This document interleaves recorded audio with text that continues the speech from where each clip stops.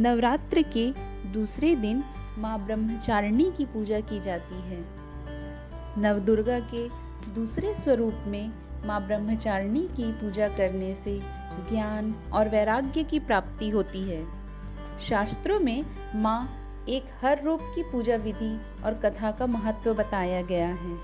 माँ ब्रह्मचारिणी की कथा जीवन के कठिन क्षणों में भक्तों को सबल देती है। माँ ब्रह्मचारिणी की कथा।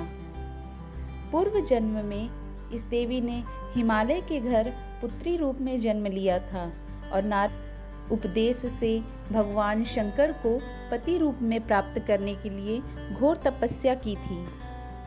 इस कठिन तपस्या के कारण इन्हें तपश्चारिणी अर्थात ब्रह्मचारिणी नाम से भी जाना गया। 1000 वर्ष तक इन्होंने केवल फल फूल खाकर बिताए और 100 वर्षों तक केवल जमीन पर रहकर शाक पर निर्वाह की। कुछ दिनों तक कठिन उपवास रखे और खुले आकाश के नीचे वर्षा और धूप के घोर कष्ट सहे। 3000 वर्षों तक टूटे हुए बिल्वा पत्र खाए और भगवान शंकर की आराधना करती रही। इसके बाद तो उन्होंने सूखे बिल्वे पत्र खाना भी छोड़ दिए। कई हजार वर्षों तक निर्जल और निराहार रहकर तपस्या करती रही। पत्तों को खाना छोड़ देने के कारण ही इनका नाम अपर्णा नाम पड़ गया। कठिन तपस्या के कारण देवी का शरीर एकदम क्षीण हो गया।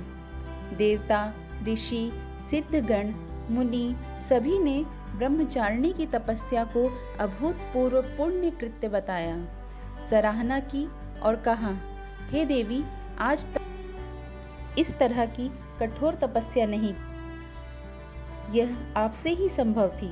आपकी मनोकामना परिपूर्ण होगी और भगवान चंद्रमौली शिव जी तुम्हें पति रूप में प्राप्त होंगे। अब तपस्या छोड़कर घर लौट आओ।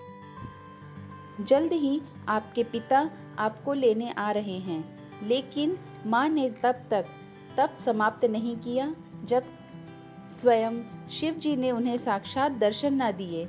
उनसे आशीर्वाद मिलने के उपरांत ही माँ अपने घर की ओर प्रस्थान।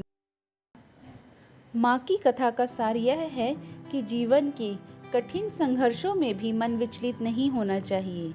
माँ ब्रह्मचारिणी देवी की कृपा से सर्व सिद्धि प्राप्ति होती।